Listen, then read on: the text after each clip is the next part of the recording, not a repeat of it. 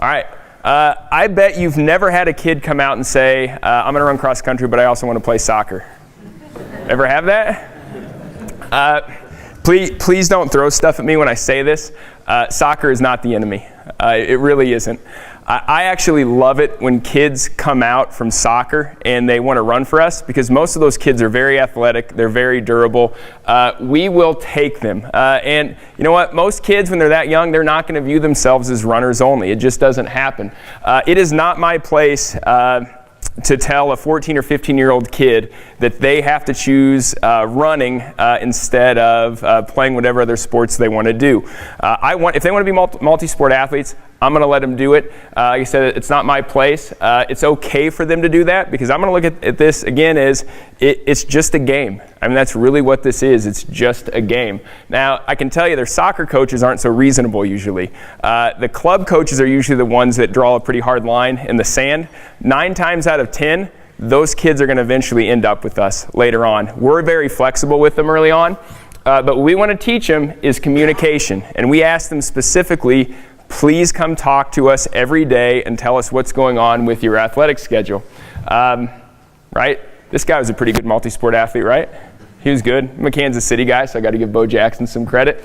And if you do have a policy about being at practices or they can't run, or not running varsity or whatever it is, just communicate that specifically with them. Sipple. I did this in Chicago last week. He wasn't here for it, so I had to add it back. But Sipple from Downers Grove North has a really good freshman class coming in next year. There they are. So there you go, buddy. I added it for you. All right. Yeah, I know, right? This girl right here, Chantel.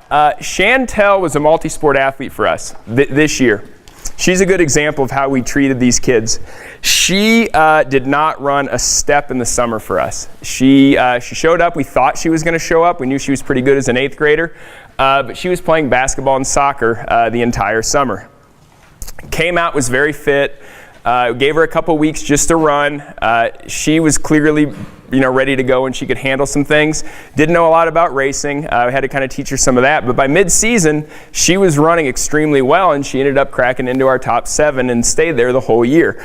She struggled a little bit as the season went on. She didn't really have much of a foundation, but she was still playing soccer the entire year. Here's how we handled that. I wasn't going to tell her, Chantel, you cannot play soccer. Running's too important, because I'm a loser as soon as that happens. She would go to Coach Selly's room every single day and have a conversation with Selly about, if I have soccer, here's what it looks like today. And her and Selly would just have a very quick conversation about, here's what your training is going to look like for today. If they had a 35-minute run, well, guess what? You're going to run 15 minutes, and you're going to go to soccer because you're going to get a bunch of work in there as well. If it was workout day, we might have her come out and do a couple of intervals, and we would send her. Is it a pain in the butt to deal with? Yeah, it is. Is it fair to the kid for us to say, there's no spot here for you? I think that's pretty unfair. Well, where she came, she was our 7th really the whole year. And in Portland, she just kind of came unglued. And she ran awesome for us. And she ended up being our 5th runner that day. We had 2 girls not run very well. One because she had a concussion. I've never had a cross-country kid with a concussion, but we had one. And Chantel stepped up, and we ended up 6th that day. And, we could have very easily told her that, no, you can't do this. And, we don't do as well as we do out there. So I was okay with it. The other person that I have a pretty good story about as a freshman, Steven Chipman was a 4:19 miler for us. This is him as a senior, not as a freshman. 4:19 miler at altitude for us. Was a basketball player for 4 years, and he loved the cross country and track team. He's very committed to us, but he was also equally committed to that basketball team. I was not going to tell him that he couldn't play basketball. I would have loved it if I could have gotten him full time. I don't know how fast he could have run. He might have run slower. I don't know. Basketball maybe really could have helped him to develop the way that he did. He broke his leg at the end of the basketball season his junior year, and I lost him for the season. And he didn't start running again until about August of his senior year. Was 4th as a junior in state cross, ended up as 11th, but came back and ended up 3rd in the state mile for us. Yes, I could have said, Steven, that basketball is wrong. You can't play. You have to be in the off season. I would have lost the kid. What I like about Steven, other than just being an awesome teammate, or what I love about this kid, though, is he was a competitor. I could not teach him competition during off-season conditioning. There's no way I can do that just on doing easy runs or whatever workouts we were going to do. Basketball taught him how to be a competitor. And, multi-sport athletes, I think that's great about them.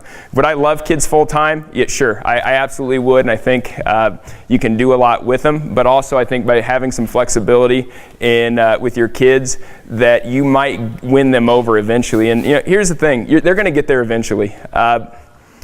Just because a kid plays basketball as a freshman, that does not stop them from being a great runner later on. It might actually be helping them. It might actually be making them stronger. So with our kids and multi-sport kids, you said we're pretty flexible with them.